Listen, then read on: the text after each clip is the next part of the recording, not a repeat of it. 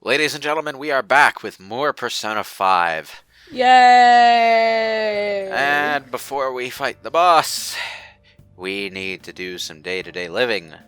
Aww. I mean, we can't fight monsters all the time, unlike all those other RPG protagonists. We have a life to get back to. Clothes to change out of, even. It always makes me laugh, and a lot of other JRPGs in particular, where your character is just wearing the same clothes no matter where they are throughout the whole game. It's especially funny in Final Fantasy VII because you actually have to go through like snowy mountains and snowboarding and all of that stuff as part of the story, but like no one in your party sees fit to change clothes for that. It's like, does the Pokemon trainer, do they ever wash their clothes? Ever? It was red and blue, just wearing the same funky-ass outfit the whole time they were going through Kanto. The game doesn't have a day or night system, so now it's all done in the day. Oh. The true philosophical questions. They never sleep or go to the bathroom either. It's eerie. Don't have to pay for a hotel room? Come on. Just go to the Pokemon. Pokemon Center. Yeah, they just sleep. They just sleep at the Pokemon Center. That's how the anime handles it, anyway. Yeah.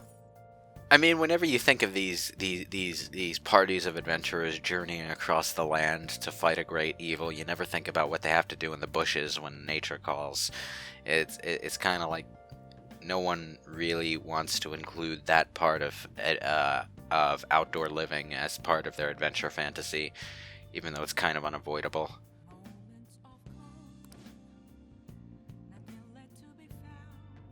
Business as slow as usual, eh? Anyway, since it's Sunday, we're doing some shopping. I kind of missed what we're buying, but that's okay. Sunday. But that's okay, because Morgana will remind us. The phone's already ringing off the hook, are they? Or do you just have canned phone ring sounds playing in the background? It's like The Simpsons, where Homer gets convinced by the commercial and is flying off the hook. He calls it, and there's just a whole warehouse and one guy's at the warehouse just with the phone.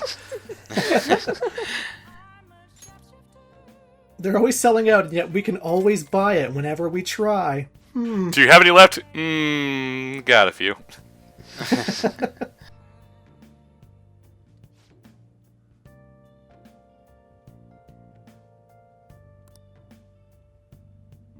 We always catch it at the very end of the program, too. How convenient.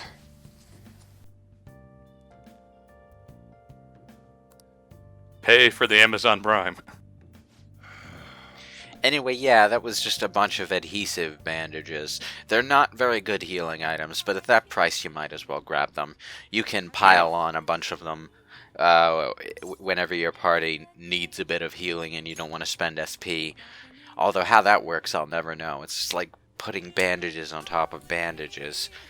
Like Sonic Boom. Bandages heal everything. Well, those are sports tape. They make some amount of sense. Not so much on the outside of your shoes, though. I mean, I don't know what sports tape on the outside of your shoe would do. Coincidence, are you stalking me, Yusuke? I'm pretty sure if you're putting sports tape on your foot, you're wrapping it around your foot to compress your arch or something, so that it improves blood flow and reduces fatigue, something along those lines. So wrapping it around your foot is useful. Wrapping it around your shoe is useless. In fact, I'm pretty sure it would just ruin the traction of the soles of your feet and make it harder to actually do anything that resembles running. Why did they do that in Sonic Boom? I don't get it. Hey, be thankful. It means we get Boom Johnny and we have to see him awkwardly take the tape off every time in the hotel room. Please do tell. That's the best part of convention season is when John decides to break out the Johnny Boom costume for an event, and he actually has to get into it and out of it in the hotel room.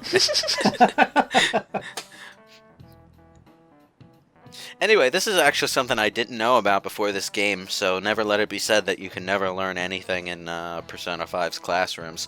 Synesthesia, or whatever it's called, where... Synesthesia?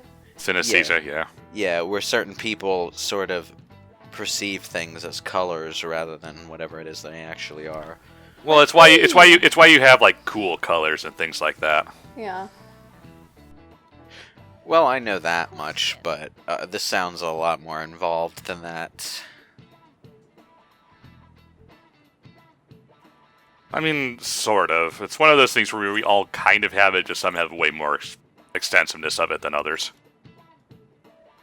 This is even a question that you can answer if you have a decent grasp of the language, since sin is obviously close to synthesis, and aesthesia is close to aesthetics. But you know, that depends on whether or not you're good with words and root words. I mean, I write a fair bit in my spare time, so I have a good grasp of that, but that's more just me spending a lot of time around words. Mono means one, rail means rail. Well, I mean, I'll freely admit that those two words are not like words that you'll see super commonly around, so if you don't necessarily get them on your without having to stop and look them up, I wouldn't necessarily call you an idiot. But it's something that you can get if you've got a good grasp of the language. Mm-hmm. Ranku Max still. Yep, still a Gary Stew. I don't look like Kirito. I am playing the new Sword Art Online game now. It's nice being able to make my own character and just sort of not be Kirito for a change. I have not seen that anime. Well, I don't think I want to. You're not missing much, although the books are marginally better, except for Fairy Dance. Fairy Dance basically sucks no matter how you experience it. But, I don't know. They're fine. Eventually we'll do an SAO game on this channel someday, and I'll talk about it at length then. But, After the Persona 4 commentary. Yeah, I'm sure the books will still be coming out by then. why hasn't the teacher erased this crap yet? Come Too on. much effort. The eraser's right there. I was about to ask, what, did they lose the eraser? No, the eraser is right there below the drawing. No, the eraser's been put in the doorway, so whoever walks into it next will just pop them on the head. How does that work on a sliding door with no top? No, that's how it works. You wedge it between the door and the wall, so when they open it up all the way, it bops them in the head. Assuming their head is way off to the side, anyway. Oh, I see you, stalker. Aww, so cute. She does have different things to say on different days, though, so it's worth talking to her. But she's still in that phase where she's only stalking you on the first floor of the school. It's after this month that she starts following you around town. Are you sure you're not a yandere? I like that after Oh, Carol no. said, "That's cute," her voice clip was, "You're right." Damn straight.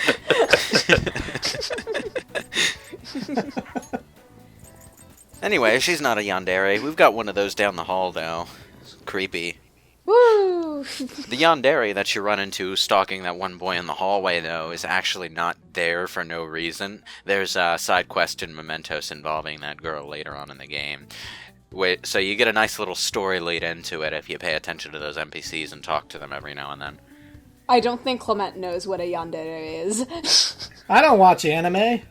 It's Crazy stalker lady who will kill all your girlfriends. essentially. Okay, I'm familiar with tsundere because I know that like people describe Blaze the cat as tsundere. So Well, yanderes are not so much stalker in a sense. They don't have to be. It's more that they're incredibly devoted to the point of insanity.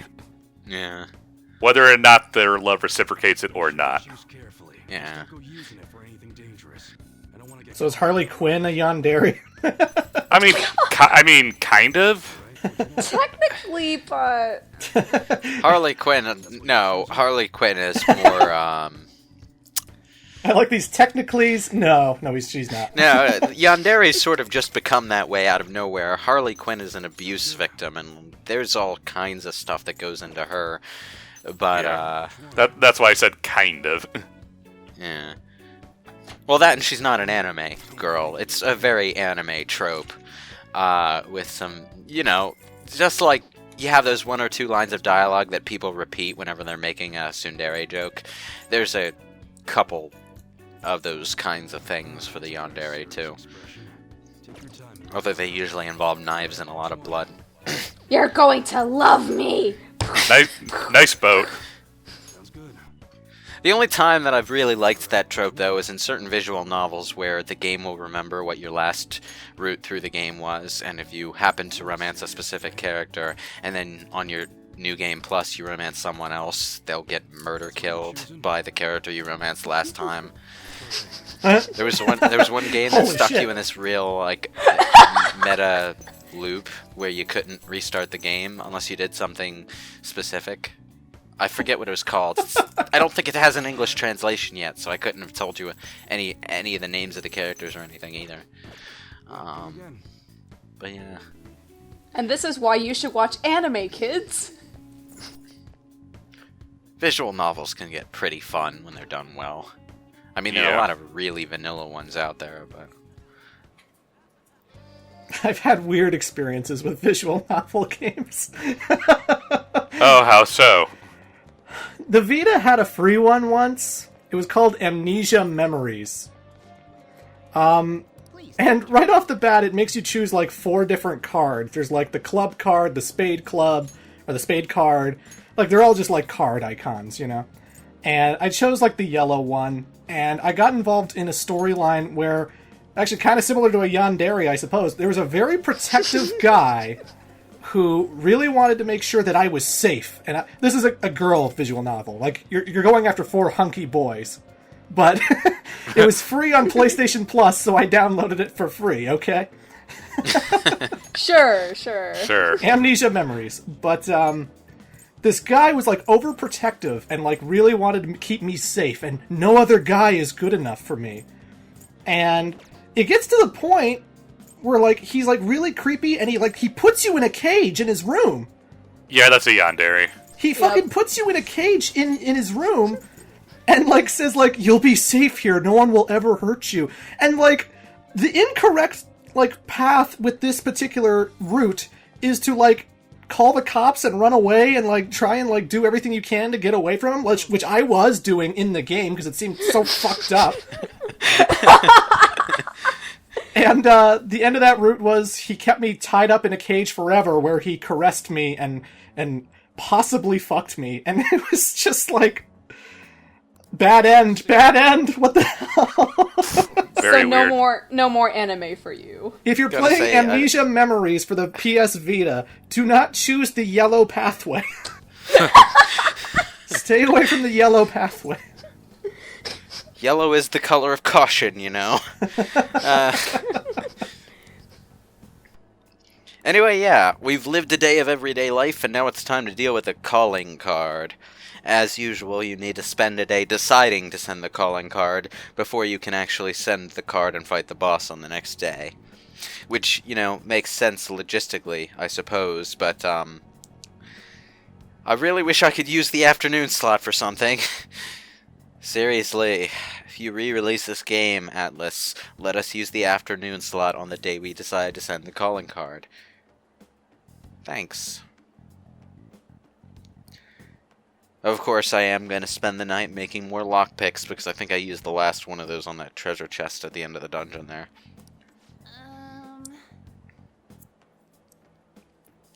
I do like, once again, how Yusuke just catches on to the whole cognition thing, like, way easier than the rest of the party members. It makes sense, because thinking in that kind of abstract way is something you'd think that a creative mind or an artist would be able to do more easily than your average person working at a grocery store or something. But, He asks the question, why does all of this exist? Eh.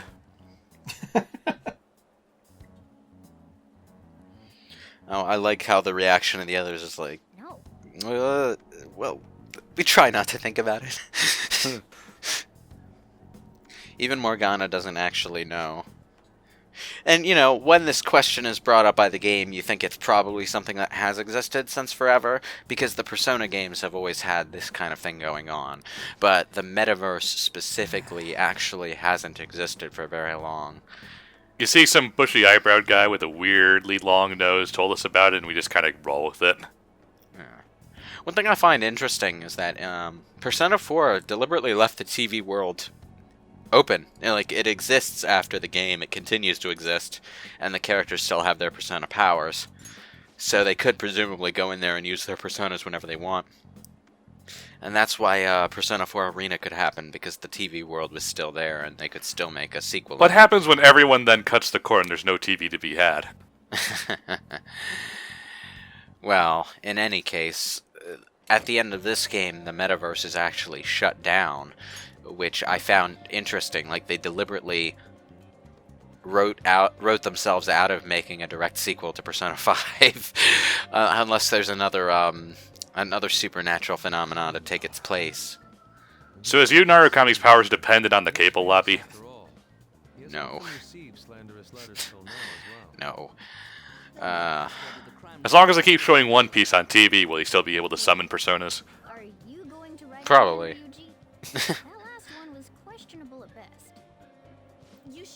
It's just, I find it interesting that this game shuts down that particular avenue for sequels. It's almost like the Persona designers decided, you know what, we don't want another extended Persona 5 universe to go with the Persona 4 one. Let's just stop the story here. It ends. That's it. But No we're getting more the dancing Personas game for these anyway. guys. And Persona Q too. Yeah. Well, but Persona Q took place technically in the middle of 3 and 4. Like, the Yeah. characters are yanked out of the middle of their respective games. So I assume it'll be something similar to that happening here. I am interested in Q2. I just hope the writing is less like a fan fiction than that game was. I still need to play Q. Eventually. I just hope the dungeons are better. It's a good game. It's Etrian Odyssey, basically, and Etrian Odyssey is always a fun time. It's just that the writing is kind of lame. You should eat some protein, says I, Akihiko, every single cutscene. Protein, protein, protein. Yeah, and you know, I wouldn't mind that kind of thing if it wasn't Persona we were talking about, but Personas 3 and 4, they had some pretty good writing. And yeah, there's some anime tropey writing in there too, but, you know, the general quality curve is higher than than what Persona Q gave us. And because of that, I just felt really underwhelmed by the characterization. Oh well. It's a spin-off, you don't really have to pay too much attention to it. Oh no, I think my video had frame drops during the message call. I lost so much valuable footage there. Yeah, a couple. Oh no, drop frames. We gotta cut the commentary now. Oh no.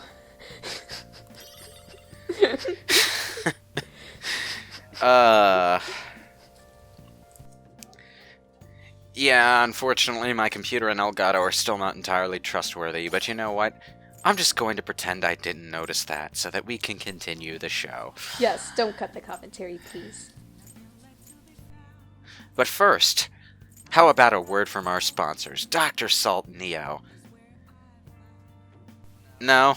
It sounds No one wants to disgusting. know about Dr. Salt Neo? I was waiting for this. What? I was waiting for the word from the sponsor. And viewers like you. Thank you. I was about to say something about it being a party in a can, but then I saw on the item list that there's another item called Party in a Can, and I'm like, whoops! Forgot about that.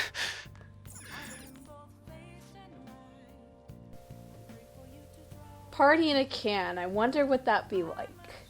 That'd be quite some party. So if I'm watching the TV now, is Yu Narukami running around in the background there? Well, you say that, but in Persona 3, they were like, if you checked the TV every day, especially during the late game, you'd get things about characters that were in Personas 1 and 2. They wouldn't necessarily be mentioned by name, but you'd get little messages about whatever it was they were doing at that point in their lives. Like, I think there was, I think every single Persona character ends up on TV at some point. It's very strange. And the Who's Who host Trish was actually a reference to the fairy Trish, who heals you in dungeons in those So two if I, games. like, turned on a sitcom on the TV, would Yosuke just smash into a wall and a can, then a laugh track would play?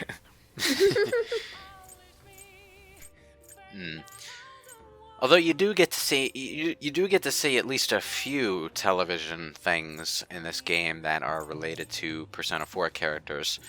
I mean, there was the poster with Rise Kujikawa that we saw at the train station earlier, but there's also, like, around the time that what's his name, the detective kid, comes into the story. You start getting there's a television broadcast that mentions Naoto Shirogane because he took his Detective Prince title from Naoto, who presumably doesn't need it since Naoto is probably fully an adult at this point, and, you know, there's nothing particularly outrageous about an adult detective.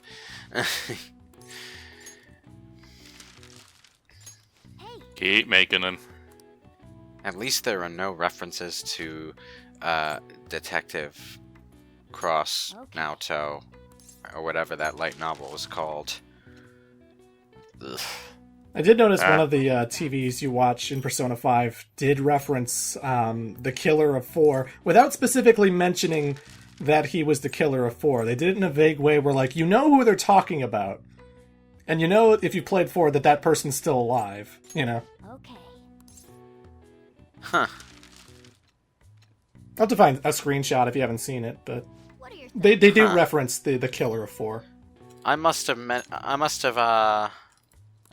that one when it happened, because I... It was Teddy, I knew it! You say that as a joke, but I think you can actually accuse Teddy. Yes, you can. He seems suspicious. I'm very disappointed in you, Teddy. Okay. I mean, why'd he disappear after Nanako got sick? Something up with that. But I didn't disappear. I was with you the whole time. Nanako is Teddy instead. Nanako's the one in the suit. Anyway, on the subject of the thief tools, there is a trophy for building at least one of every thief tool in the game during a single playthrough, and that includes the additional stealth tools that you unlock as Morgana's social link goes higher. So make sure to get at least one of every tool made at some point. I'm not sure if the element sets count though, because those aren't technically thief tool items. They're just damage items that you can make in the thief tool menu. You might have to make each set once, but you might not. Not sure. Tuesday. Tuesday. Tuesday the 24th. Not as funny as Friday the 13th. Also, it's mid-May, which is bright and cheerful, which doesn't lend itself to scary days. May is boring. May's my Let's read birthday. about Excuse pirates. you. Let's read about pirates. Man, the writing in this book sucks. Let's see, how many volumes are out right now? This 83. These books are really thin. We're barely even halfway there. This is gonna go on for another 20 years, isn't it? I realize that you can fit more words on a page in Japanese than English, but are novels really this thin in Japan? I mean, unless there's something like Harry Potter and the Order of the Phoenix, I'm pretty sure that's a brick no matter what language you print it in. Yeah.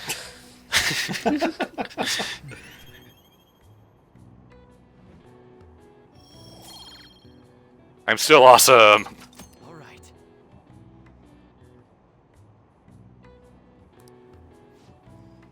That book made me braver. I can ask Makoto out to the dance now. You need more I intelligence. don't know how reading though. about pirates did then. Oh yeah, that is Makoto's requirement. First, you need intelligence to pass a certain rank with her, and then you need charm because she wants you to accompany her on a mock date with someone, and the someone she's accompanying will only be interested in if she thinks Makoto has a really cute boyfriend. And you need to max out your charm, which... Yeah. Yeah, that was a roadblock.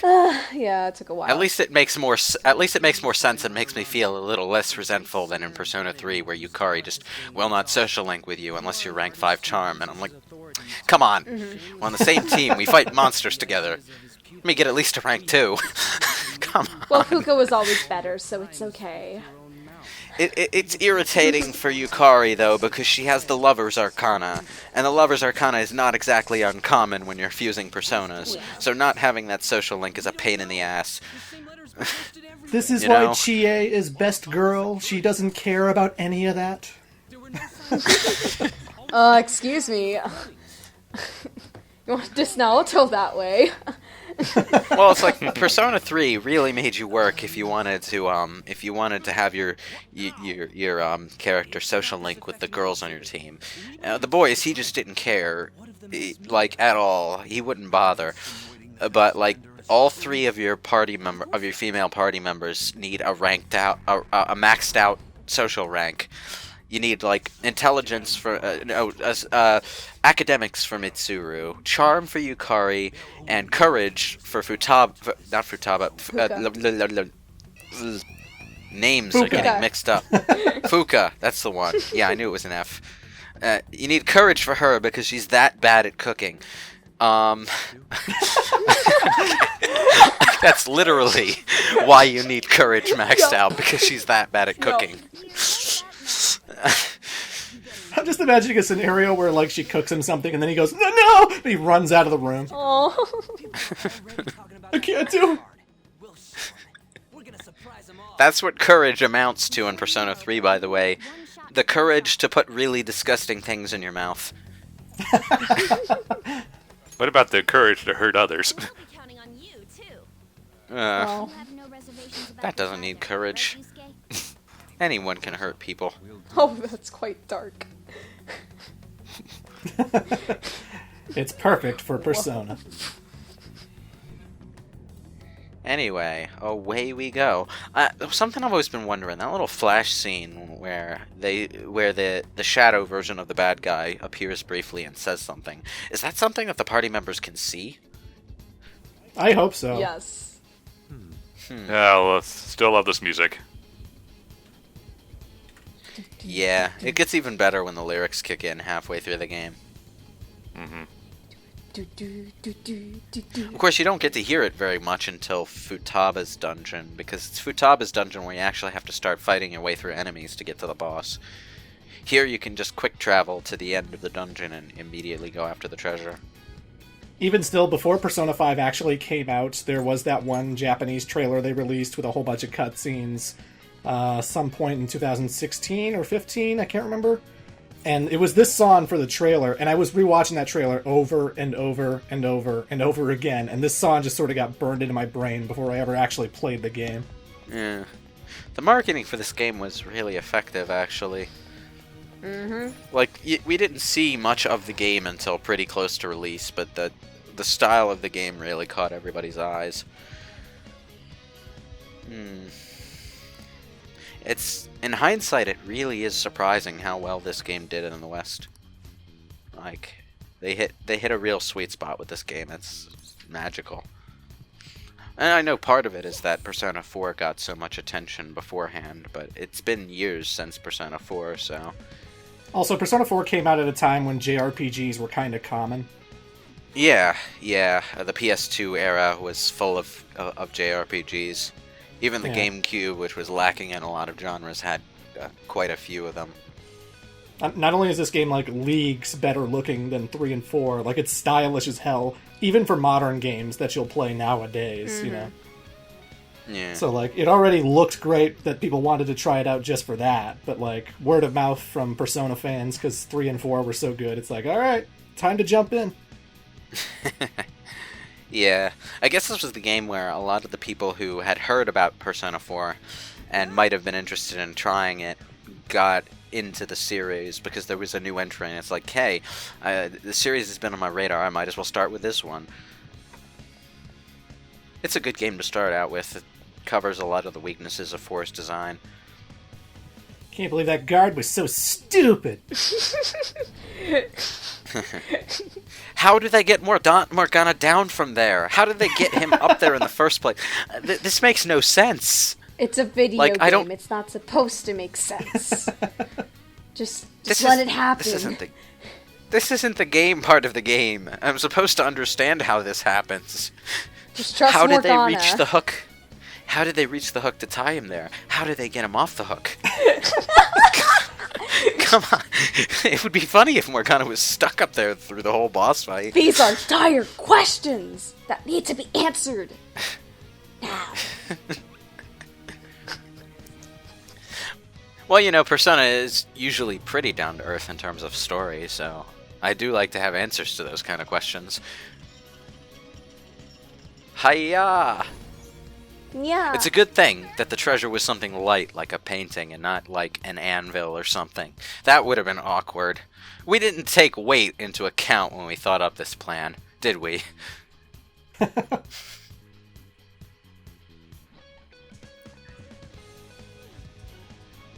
Let us reconvene with Mona. Can you just say Wow. meet up? Yusuke, you got a killer vocabulary.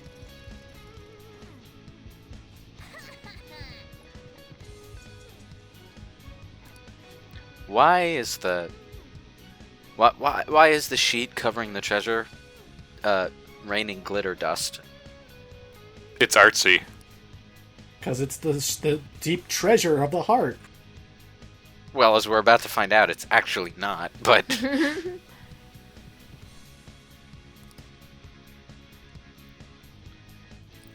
yeah, and this is where you're supposed to think, oh, great, we can't go out the doors, so we've got to use the window.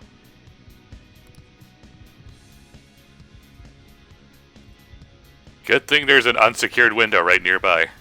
Where are we gonna find It's a good thing we can window? also fit this full-size painting in our pockets. Oh wait, no, right. Morgana actually carries it while while she's following you. He's following you.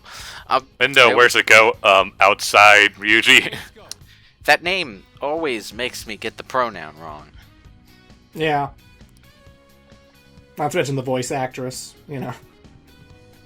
Well, the voice actress does a pretty good job of just sounding like a young boy, but the name kind of always confuses my brain. I'm too used to her as Idia Lee from the Bravely Default games, so like, Oh. I hear that voice and I'm just like, oh, she must be playing a girl character, obviously. Yeah. I haven't played too much Bravely Default, so I don't have that problem. I mean, I like Bravely Default, but I have trouble spending extended periods of time on a handheld device, so I haven't really finished it yet. For anyone curious, it's the closest thing we'll get to the old school Final Fantasies nowadays. Yeah.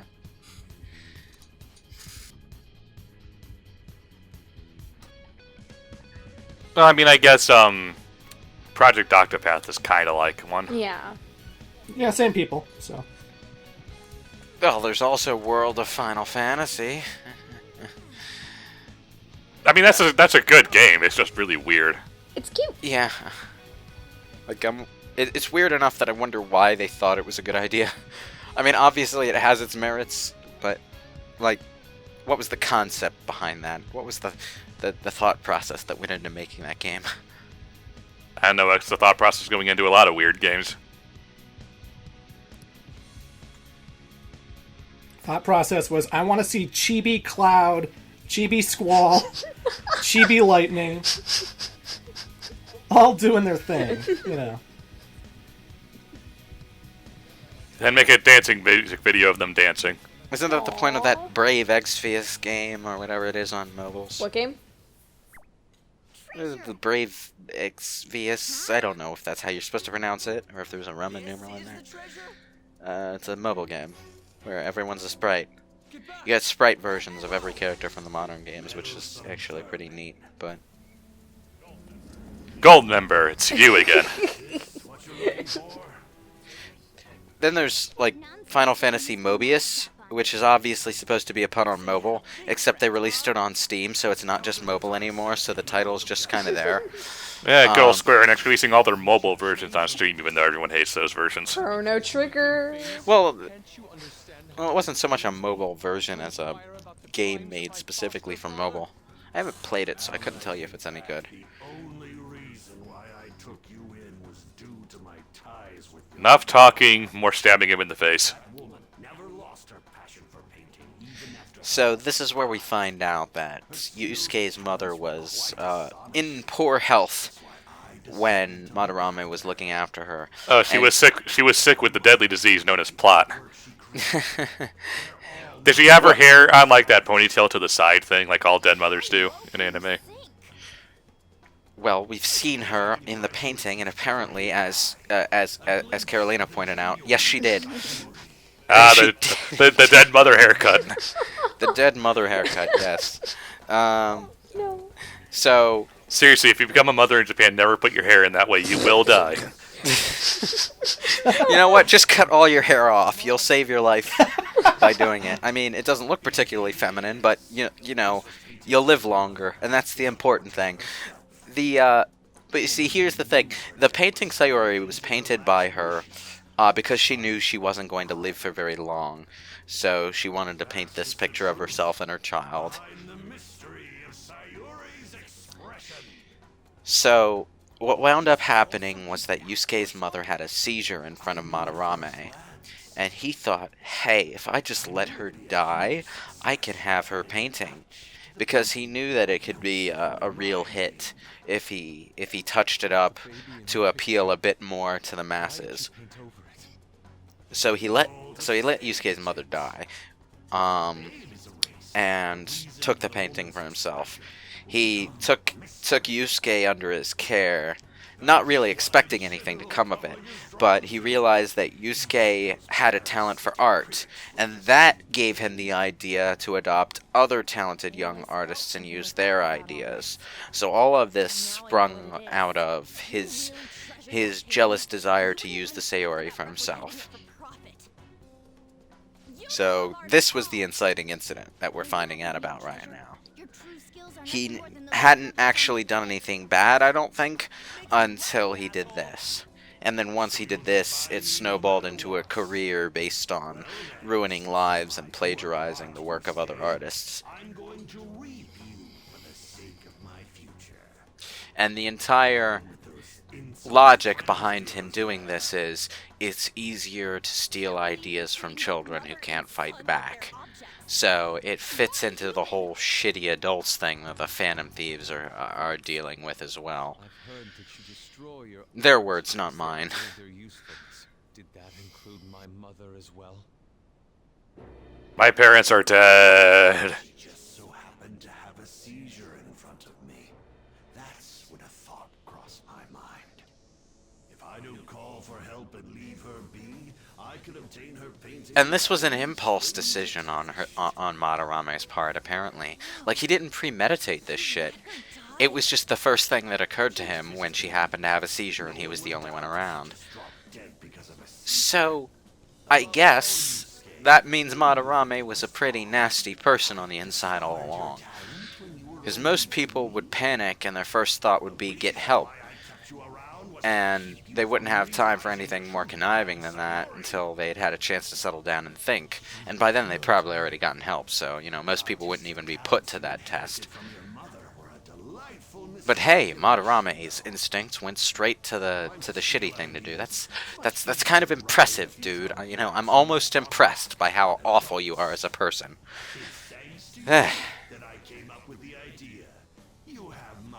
Alright, stop talking, kick his ass.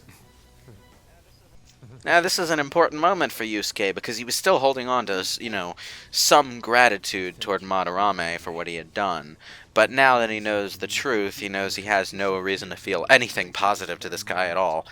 So, you know, he can beat him down with no regrets. Flying kick. If Yusuke was Star-Lord, he would have shot him 1,000 times by now. Well, we haven't entered the battle menu yet. Just get to the battle. Those who don't, follow them. Not to mention, the value of art is all subjective. I make Now that line right there is, I think, the entire reasoning behind him appearing as a shogun. If you make the connections, you're basically royalty. If you don't have those connections, you're a servant who has no right to speak up. You know, that kind of feudal Japanese kind of symbolism. What's wrong with your face? Oh God. Now, I must admit, the first time I played this game, I didn't find Shadow Madarame's boss design all that interesting. Mostly because it's so visually underwhelming compared to the giant madman demon that Kamoshida had. He's just missing the 2 floating hands. It's nice that he borrowed Eggman's mustache, though. In any case, this boss is, while not as visually impressive as Shadow Kamoshida, a lot more mechanically interesting. Basically, it's 5 separate monsters that you have to take down in quick succession, otherwise they revive each other to about half health. And once you take down all 5 quickly, Shadow Madarame's true body appears, and you get to wail on it for a little while before he goes to hide behind the paintings again. So this boss can take a while, even on normal mode. Although, if It's you like know what he's you're hiding behind his art. Whoa. Symbolic. No, but The genuinely, this is probably the hardest boss I had, like, in the early stages. Because, like, when it came to, what's his face? The first one. I'm sorry, these names, it's really Kamoshida? hard for me to remember right now. But Kamoshida's the first one. Kamoshida, and then I had no problems with Kamoshida. I had no problems with Kaneshiro. I had no problem with Futaba's mother, and a lot of things until we started getting into the late game stuff. But for some reason, Madarame almost killed me in my first playthrough, and he really, like, whooped me a lot. And I was just like, ugh! I barely beat him my first time Same fighting him. Well, it takes a while, and the process of figuring out what you need to do extends the battle and means you have to survive longer against him. Since I already know that, since I already know what I need to do for this playthrough, it's not really an issue for me. But the real problem with that you have to deal with when taking down the painter's mouth, painter's nose, and painter's eyes is they all have different weaknesses and elemental affinities. So you need to guard, say, against wind because one of your characters is weak against wind, and you need to take them out with single target spells because no matter what area of effect skill you might try to use against them, one of the 5 will always absorb it. So it can get pretty rough. So you gotta attack them one at a time, but you also have to spread your attacks out so they're all at low health at the same time so that you can take them out one after the other. After that, you need to do as much damage to Shadow Madarame as you can while he's vulnerable, and then you have to deal with the paintings again. So it can be pretty challenging to get him down and then take down all 5 paintings and then deal enough damage that you only have to deal with Shadow Madarame twice. No. Also, fucks. on hard mode, they hit like trucks. Have you noticed?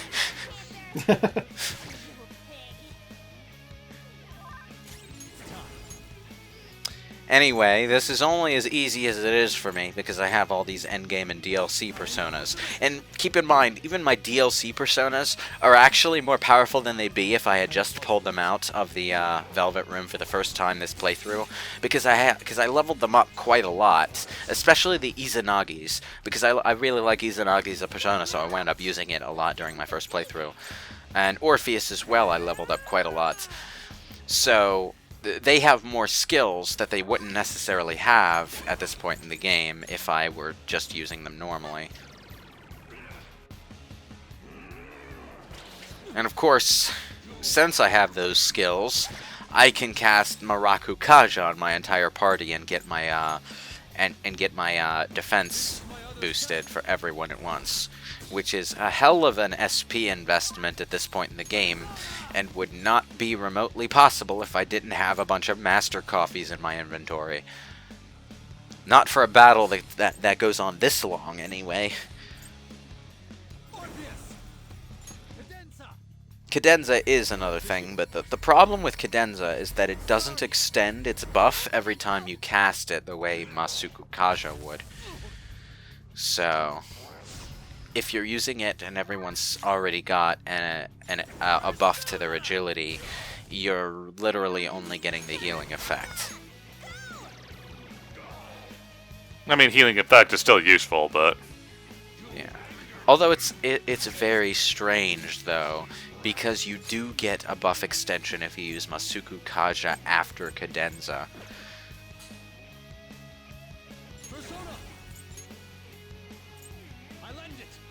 Yep, that one's almost done. Now, there's something that I wasn't doing during this boss that I probably should have been doing, and that's having Ryuji guard whenever the nose starts twitching, because when the nose twitches, it uses this area of effect wind attack, and that's always going to knock Ryuji on his ass if he isn't guarding, because he's weak to wind. So, don't be an idiot like me. Have Ryuji guard when that happens. It'll save you a lot of pain. Yay, magic. Because you have to remember, damn good when the call. enemy attacks your weakness, they don't only deal more damage to you, they also get a 1 more, the same as you would. Dust Flurry is the attack. Yeah, there it is. 1 more. At least he didn't attack Ryuji with that one. That would have been a pain in the ass. The AI is not exactly the smartest thing on the planet. It will not directly target your weaknesses even after it's discovered them. It just kind of attacks, and that's it.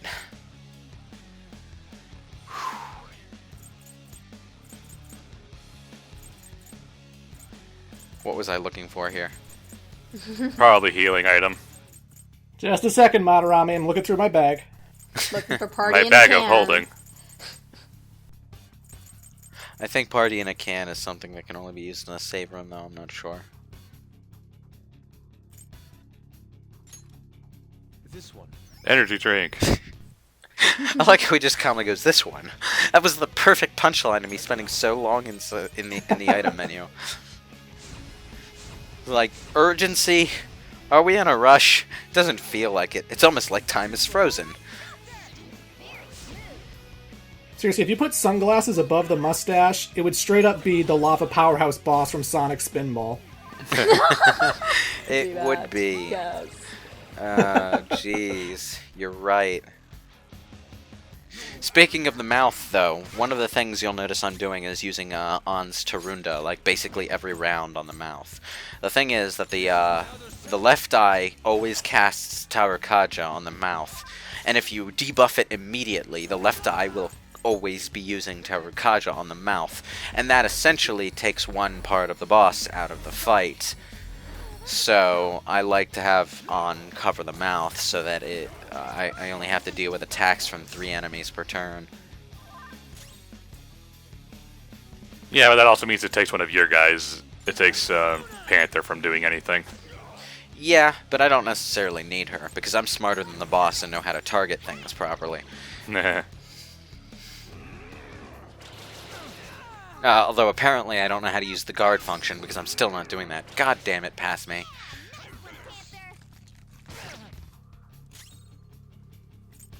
Come on. Almost I don't there. want to know what the dust from his nose is called. Somehow I don't want to know what it's called. I have a feeling the answer would disgust me.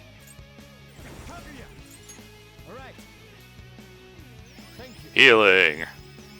I realized partway through this boss that I was actually getting to the point where Kaguya, the DLC persona, was leveled with me, so I could actually use that regularly now. I mean, it still has skills that I shouldn't have at this point in the game, but its stats aren't ridiculous like some of my other personas are. So I might be using Kaguya more frequently. I like Kaguya's design, and the interesting thing about that is, because Kaguya is designed to look more like a proper persona rather than a Shin Megami Tensei demon, there's reason to suspect that Marie in Persona 4 Golden was intended to be a playable character before she became an extra social link and boss character. So it's interesting that she actually gets to use Kaguya as a persona when you play as her in Persona 4 Arena Ultimax. Yeah. My internet cut out when we fought Kamoshida, so I didn't get the chance to comment on the fantastic boss theme. I love the Shadow theme so much in this game. Yeah. It's called Blooming Villain, right? Blooming villain. Yeah. It's a really good boss theme. Probably my favorite boss theme out of the 3 modern Persona games. I can't really compare it to the musical style in Personas 1 and 2, though. The way the music was composed in those games had a different feeling compared to these games. Yeah. Quirk of the gun system. If you hit an enemy and they absorb or nullify the damage, you just stop firing, even if there are other enemies. God damn it. I didn't mean to target the mouth. I think I was distracted at that point, but I'm not sure.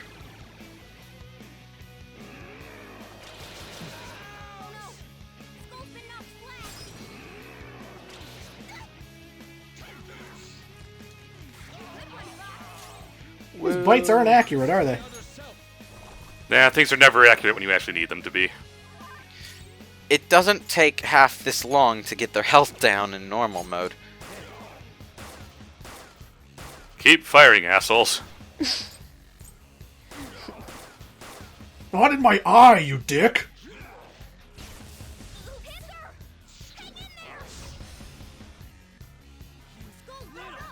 Yeah, need like a general multi-targeting damage attack in this sort of fight. Yeah, but you don't have one because, like I said earlier, no matter what multi-targeting attack you get, one of the pieces will always absorb the damage. Yeah. And they won't just nullify it either, they'll absorb it and heal. So it's not really viable to use it to just take out 3 of them either. Almost there. It's not even the end. No. I do like this kind of battle in a JRPG, though. In a lot of JRPGs, the individual battles aren't particularly hard. In fact, they're almost laughably easy. The only challenge is, you know, keeping alive from the long haul of all these battles, whittling your health down. But even that's not too terribly taxing in a lot of games. Like, I don't think I ever had a particularly difficult time with any of the Final Fantasy games before 12. But, you know what I'm talking about, right? Yeah. I would say 10 gets a little bit tricky with Seymour and Unalesca and stuff at that point. But 10 has some really good boss fights. Yeah, but for the most part, 5 was the hardest one. Oh, you barely lived there. Yeah, I came really close to getting killed there. That was lucky. Heal! Heal! Heal. Heal! Heal. Heal. Mediarama. I appreciate it. I went for that one because it actually got me slightly more than 50% health. Cadenza is always 50% heal, no matter what. Anyway, everyone is down to like a slither of health. It's time. To just shoot them all down. Oh Yep. no, my nose! Aye, aye.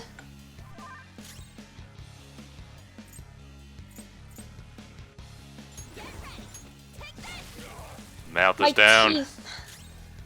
What was that? That was me saying, oh no, my mouth without a mouth. I have no mouth and I must scream. I have no nose and I must sneeze. Ah. Yay. Yay. Oh no, what is that ink? Oh no. It's gold member. Dive kick him give right up. in the face. You do get a free shot when this happens, though, because you'll always get him in a hold-up, and your characters will automatically do an all-out attack. Madarame, who gathers a full crowd every time he opens an exhibit. I'm not someone that worthless brats like you are allowed. We're the ones holding the guns here. Are we holding the guns? It kind of looks like the handgun is just glued to Joker's hand there. Well, that still constitutes holding Like it. his but- finger is in the trigger guard, but his fingers are kind of open. It's weird. Oof. That's all that did. Yeah, remind me never to play this on hard mode. Yeah, enemies can last a while on the upper difficulties, and hard mode isn't even the hardest mode. Oh, jeez. One of the free DLCs actually introduced an even harder mode, which don't play it on a new game. Just don't, okay? Needs more DACA. I like how, for all of his elegance, Yusuke's gun is an assault rifle. It's like, come. Yeah, really. The only thing that tops it is Haru getting a fucking grenade launcher. I mean, it works, so... I think like the characters with the most fitting guns are Ryuji, Joker, and Makoto. Makoto gets the revolver, which is cool. Oh no. Ah, god damn it. Here we go again. Fortunately, since I had a better handle on how to do this now, I actually got them down to killable health a lot faster this time. Good. They also don't start at full health, so that's helpful.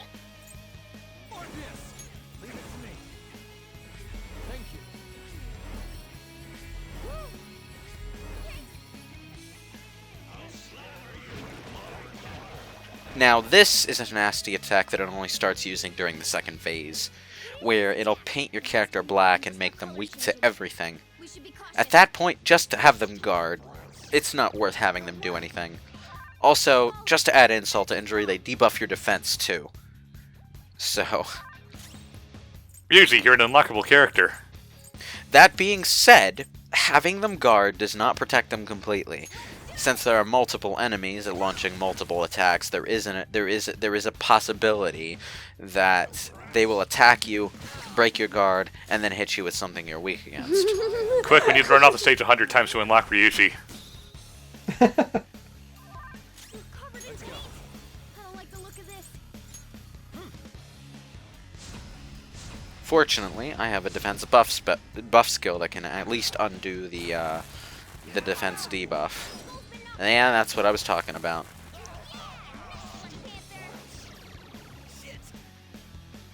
Fortunately, the status ailment that makes you weak to everything only lasts a single round. So Yeah, it's thank not God. something persistent that you have to worry about. I decided to just let the mouth absorb the physical damage so that I could get the three up there to a lower health. Fortunately, the mouth doesn't seem to have gotten hit too many times. That's a bit of a gamble with Rampage, is that it hits all the enemies up to a certain number of times. Sometimes, though, even if you're fighting one enemy, it might not hit them more than once. So you never know No. exactly how much damage you're going to deal with that thing. It's really useful against groups, assuming that the group isn't resistant to physical, but not so much against a single target. You're better off just picking a stronger single target skill than Rampage. If you ever do find skills that hit multiple times, even if they only hit for light damage, you can usually get better damage output than if you attack with a stronger skill. I think like one of the best attack skills in the series is, I forget what it's called, but there's the samurai demon that has a unique skill that hits 8 times for light damage, which light damage is first tier low damage. But since it hits 8 times, it hits for damage that's stronger than most of the third tier spells. Yeah. So it's a really powerful attack, and I recommend making use of it whenever you can. Yeah, I can't remember the name either, but I know what it looks like because I saw it often. That was bad luck. Ah, it healed itself on the last second. They regenerated? Damn it. Immediately after I took out the mouth too. I didn't have a chance to attack the other parts. This is a portrait of the soul. Oh, And no, look at Mr. that. Game & Watch! Even though I popped a Master Coffee earlier in the fight to restore my SP, Joker's already down to 8. Ugh. Pop another one? I could, but the battle's almost over, so there's no point. Yeah, I guess.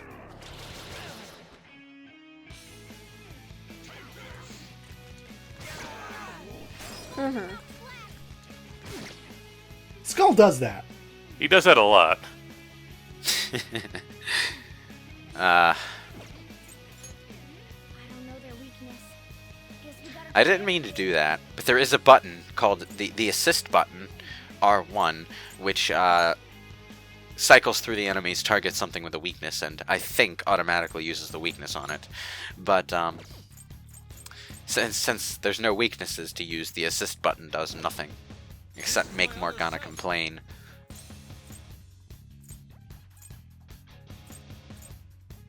They're all almost dead. Ah, my eye! You're covered in paint. I can't see. I'm blind. Oh my god, I'm blind! I can taste you. One bullet was all it took. That was lucky. I can smell you! I can almost taste it. Ew. Maybe.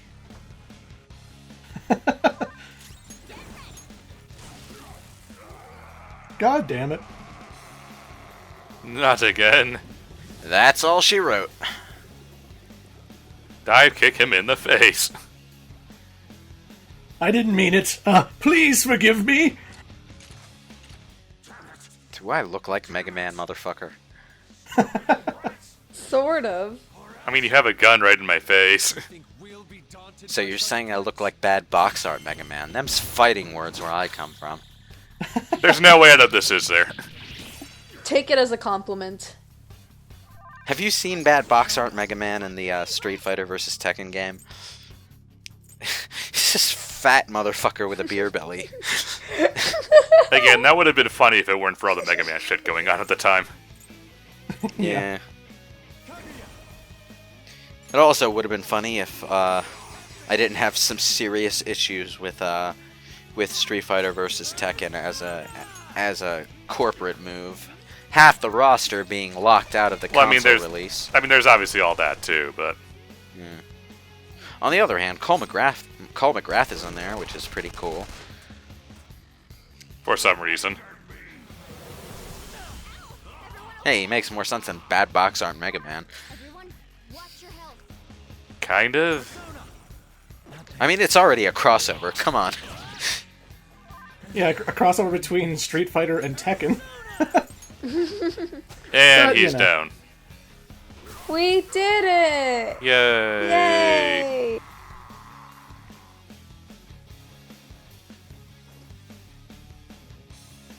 That was a long battle.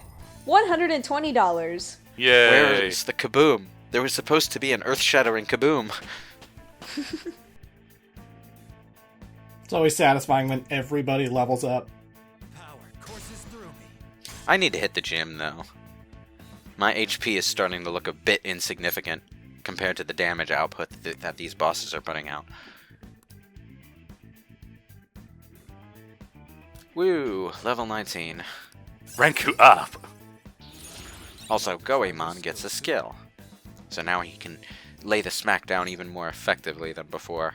Medium physical damage to all That would have been foes. useful 5 minutes ago. It actually would have been a bit useful during the boss fight, but it's an area targeting physical skill, so if I had used it during that boss fight, the mouth would have been healed. Why are you holding the painting up like a shield? It's a painting. I could cut through that, like butter, and then cut through you like butter in the same stroke. That's how little it means to him. Excuses now? The art world revolves around money, after all. You can't rise up without any money. Yusuke, you understand, don't you? Being a poor artist is... It's unfortunate because as awful as this guy is, there is some legitimate... A fiend like There is a legitimate problem with the things that he's saying. You know, it's rough making it in that business. ominous world.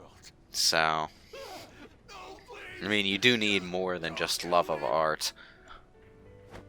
Although I do feel that in creative works, a lot of people will respond to it if you have genuine passion. Reality and confess your So, It's about finding a middle ground. yeah. Swear it. Swear to me.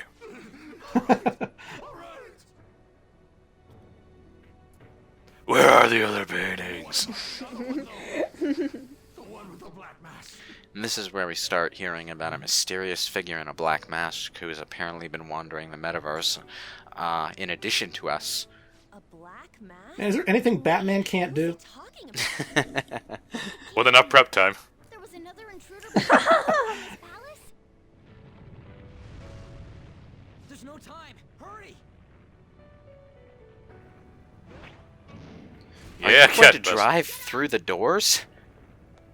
Hey, Yusuke. What should I do? I'm not gonna kill you, This and use but your I don't have to save you either. Yusuke! No, wait, please. Yusuke. Yusuke.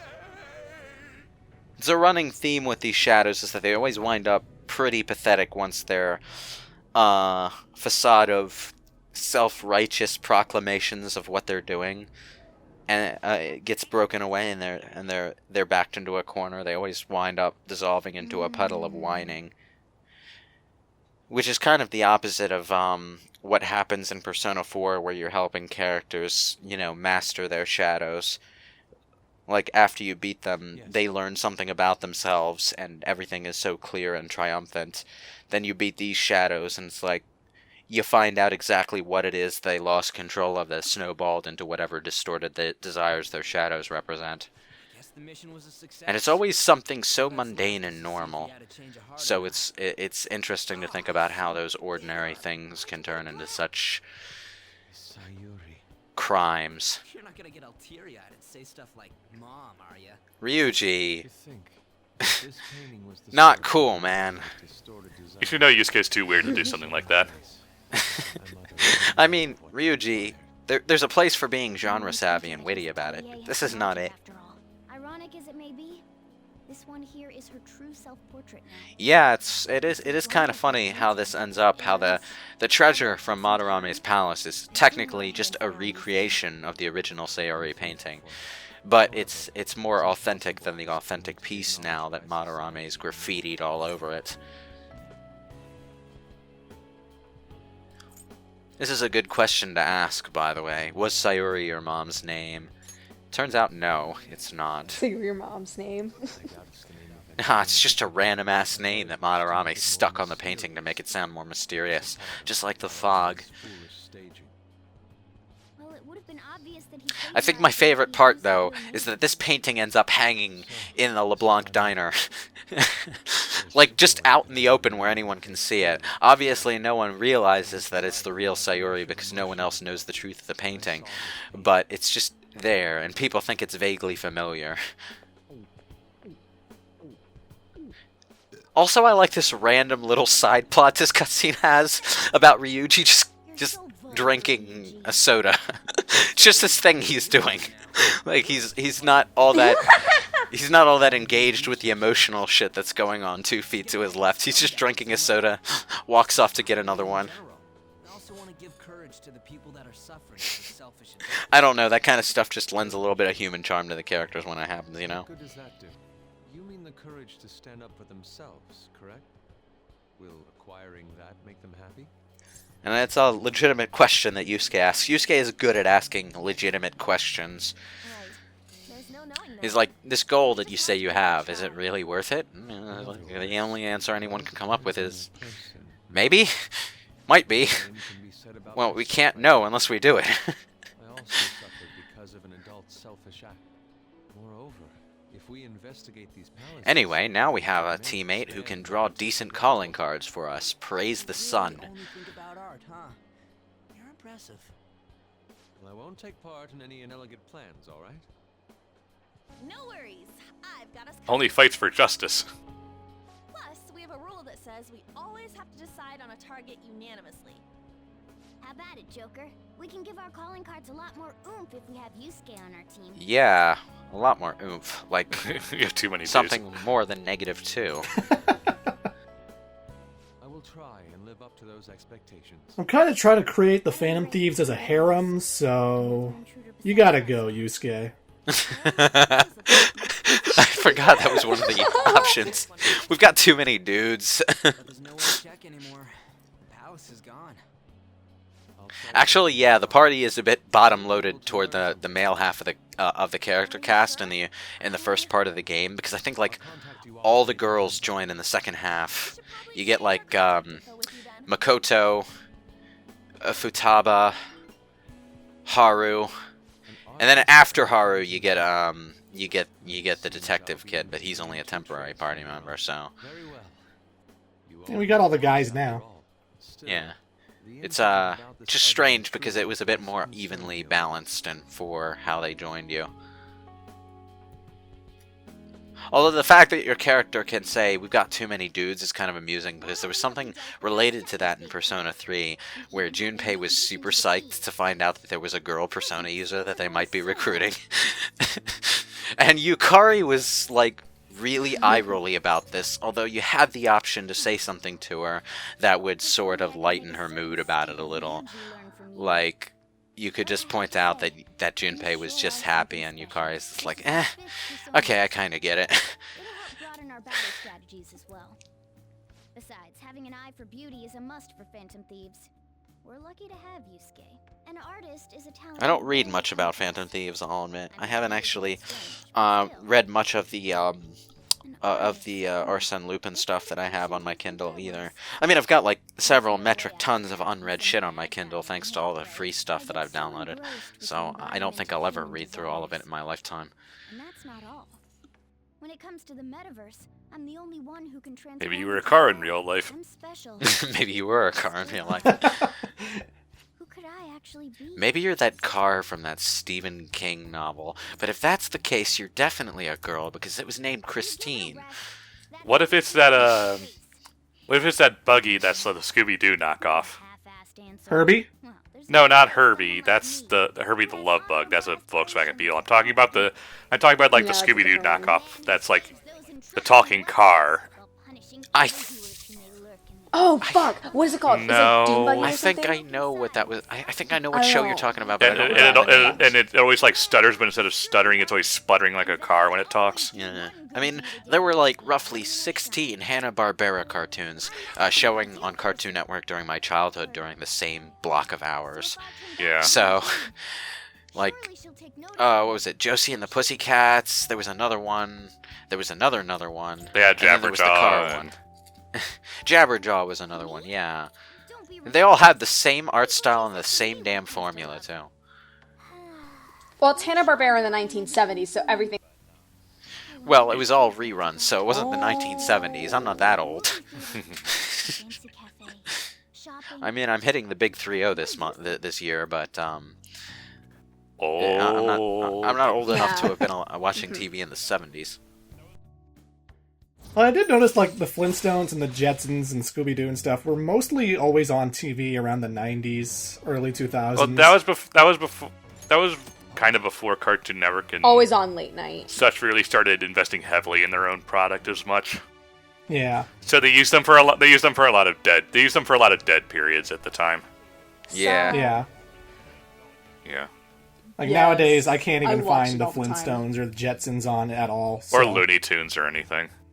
Yeah, Yeah. Looney Tunes. Which We used to watch that all was the the time. same because all the kids should watch Looney Tunes growing up. You need Oh, to yeah. you need to get them off streaming services and DVDs nowadays. It's kind of sad. Ugh. But then again, that is probably how most kids watch their TV shows these days. Streaming services and DVDs. More or We less. watch PewDiePie. It's just easier to fit stuff around a school or work schedule when you don't have to wait for a specific time. Anyway, that is just about the end of the part. We have one more... Oh god, I didn't notice that about the room before. There's dust particles floating around. Really big dust particles. God damn, this room is dirty. Oh, yeah. Gotta clean it. It's like, watch the ceiling. There are dust particles that float around. It's... Wow. Huh. Black Mask. Is it really? Are we sure it's not the Joker under there? This is another example of an IM conversation going on between the Phantom Thieves that's just kind of a redundant recap of stuff you just found out. I mean, I suppose it's interesting that the group gets together to have these talks to consider things that are happening, but the story has no problem later on with having them do that off-screen and then telling you about it later. So, I kind of wish they started that a little earlier is all I'm saying. Wow. But in any case, before this part ends, we need to go to sleep, and there's one more social link that needs to be ranked up since we've defeated another boss character. Making a record of your daily activities. I wish all the hard work you've done to help people would cancel out your criminal history. That's okay. I'm gonna bury this diary in a time capsule so that 50 years down the line someone finds it and publishes it as a fantasy fiction novel because no one's ever gonna believe this crap. Hopefully one day some Japanese company can make a video game out of this.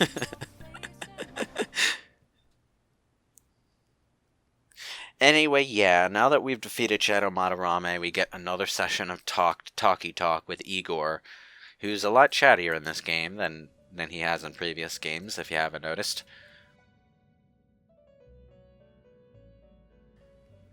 So we get another rank up of the Fool. I forget whether this rank gets you anything in the Velvet Room or not. You are now one step closer to your rehabilitation. It's a delightful thing indeed. Our master is pleased. You should be honored, inmate. However, that man's remarks are concerning. It seems another has made their way into the metaverse. Aren't you the shut one who up, Igor. controls this? You know exactly who it is. You're just being coy. Because you don't necessarily know that when you get to this point in the game, but Igor bullshit, does Igor. know. He does know who it is. Of course he kind of does. Gave him the power. Even it's still, not- you gotta get the idea from like all the Persona games that he knows more than he's letting on anyway. Well, yeah, but in the previous Persona games, he would never straight up say he didn't know something. Mm-hmm. So this Igor is lying to your face. Rank you up. But when you asked Igor for information in the previous games and he didn't want to give it to you, he just wouldn't say anything. Yeah. He would be that guy. Maybe he would say something cryptic, but he would never I guess lie. you'll just find out. That's really scary. Don't do that again, please. I make no promises. Anyway, now that the boss is out of the way, join us next time in Persona 5 for a few straight days of non-combat shenanigans. I'm not going to use that word again. That was stupid. It was supposed to be a portmanteau of fun and shenanigans, but it just didn't work. I should just stop trying to make up new words.